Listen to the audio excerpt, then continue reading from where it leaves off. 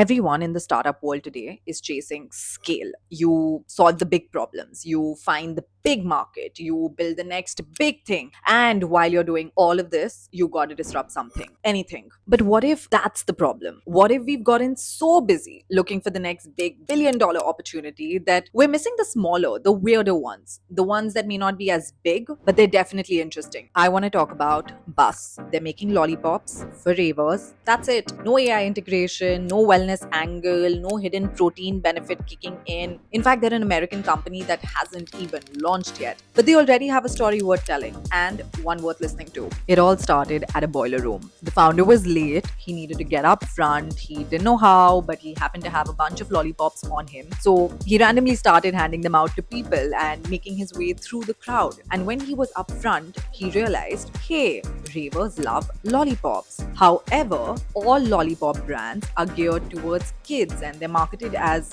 a semblance of childhood. There's nothing really adult or cool or rave coded about them. And so he decided to fix that. So now they're building lollipops that don't just dabble in different flavors, but they're actually playing with form itself, different shapes and colors and textures. Honestly, it's indulgent, it's unserious, it's hyper specific. It's the opposite of what an investor would tell you is a real problem. But I think that's what makes it really cool too, no? The fact that they're building something from a subculture that they've actually lived in. Somewhere along the way, we forgot that businesses can also be built around moments. Not every idea needs to reshape or reimagine the world as we know it. Some ideas can just belong to this world in a really cool, weird, hyper specific way. Here's a thought, and stay with me. I know time and again we've been told to zoom out, but the next time you're looking for a problem to solve, maybe zoom in a little bit. It's not just about TAM or market caps, it's also about building something for yourself and for your micro community because you get it. And honestly, that's the most interesting kind of startup there is.